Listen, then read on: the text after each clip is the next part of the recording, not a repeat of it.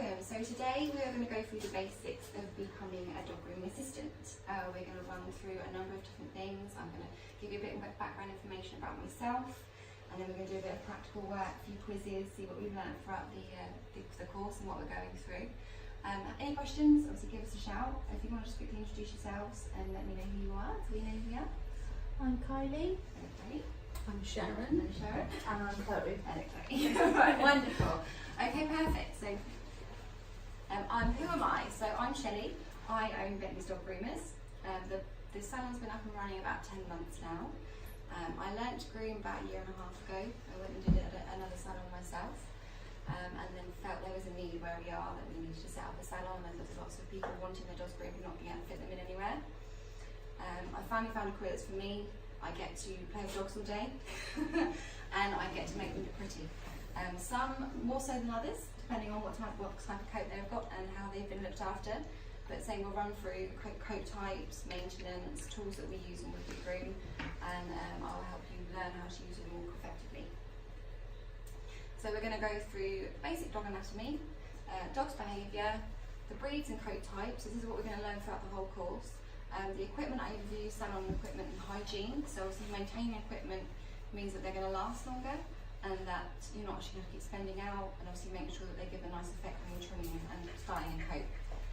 We're going to go through the tools and equipment, how to use them, what coat suits which tools, what comb will work better on what sort of coat type.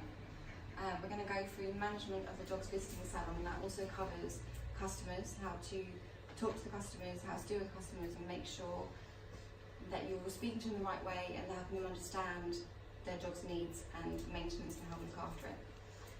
We're going to go through pre-bath checks, health checks, and recognising and handling any health problems you may come aware.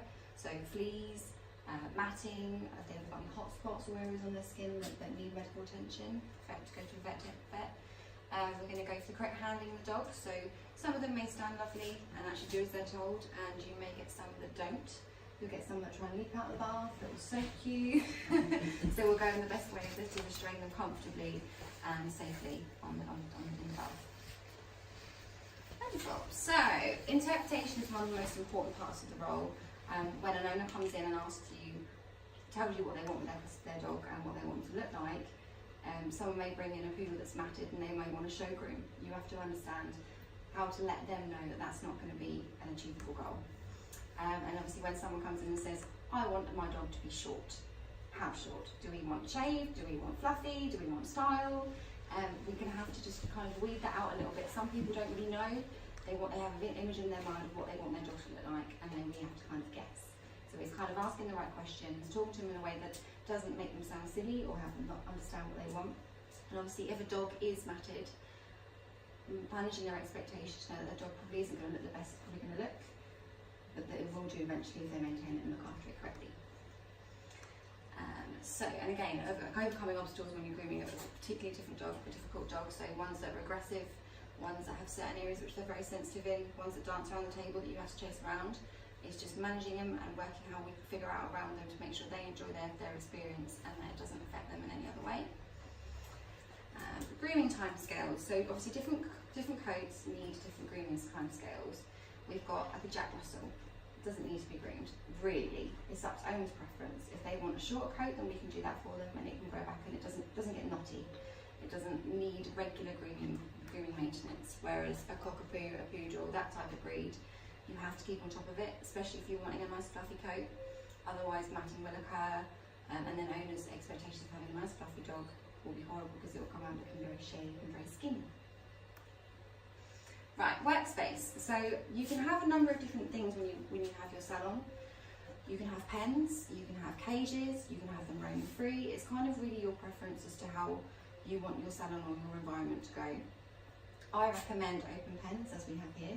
So you've got the pen with the bed inside, the dog feels more comfortable. Some like to roam, some like to have that space away from all the other dogs so they can relax and be nice and quiet. Again, if you've got an aggressive dog that doesn't like to be around other dogs, you want to have it and you can put a towel over the front so it can't see and doesn't have that interaction, doesn't upset the dogs that are here, and it doesn't upset any dogs that are himself, wind himself up. Obviously we need muzzles and combs. I tend to have muzzles and combs. The cone is a nicer option, it's less invasive in the face, and the dog it stops the dog being able to see what you're actually doing. A lot of it is kind of what you're doing, I can see you've got my foot. So you want to just take it calm them down, talk to them nicely, and then obviously they can't see what you're doing, they're less inclined to kind of bite or be aggressive. Obviously some dogs will just need to be muzzled. They've got that fear in their head, or they don't like something being done, and obviously for your safety and for their own, you will have to muzzle them.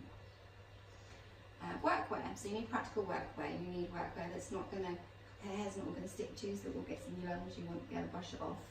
You want something that's, you know, if it gets wet, it's going to dry quite quickly, especially bathing dogs. You want rubber-soled shoes, because if you're getting wet with the dogs being around, you don't want to be slipping out or causing a hazard for you or anything else. Brushing, right, so there's a number of different tools with brushing. I don't expect you to learn more straight away, but we will be quizzing it in a minute. So, regular brushing can encourage a healthy coat. It boosts blood flow under the coat and ensures the cells get everything they need via the bloodstream. Dogs also need to wash as much the same as humans in order to keep toxins which get caught in the fur at bay. This can lead to problems with the coat and the skin.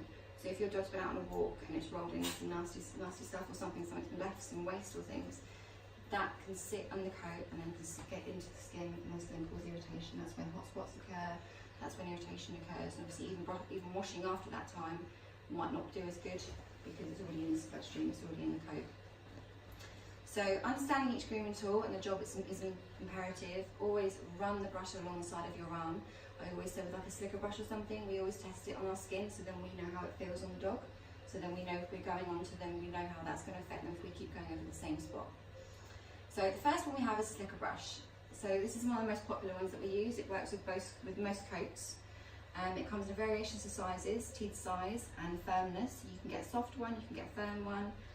We tend to use soft ones. They do tend to work well on all sorts of coats, and you know that that's going to be nice and soft when you're trying to touch it on your coat, and it's not going to irritate the dog too much. It also helps to remove the undercoat of a double-coated breed. It's not going to get in there as much as some other dog tools that we're going to talk through, but it was a nice start. So it gets the knots out nicely without going in with combs and more aggressive tools. So we've got a pin brush. So the pin brush is ideal for longer coated dogs. So like an Afghan hound, anything that's got a longer coat. So if you had a show Maltese that they wanted their long coat, it gets through, it pulls the coat nicely, and it doesn't tangle, it doesn't affect, it doesn't break the hair. You've got a rubber brush. So this is for the shorter coated dog. So this is like a Labrador, double coated dog. You have a Labrador in, you get a Labrador in the bath and it's shedding its coat, and you have it on the table when you're trying to dry it.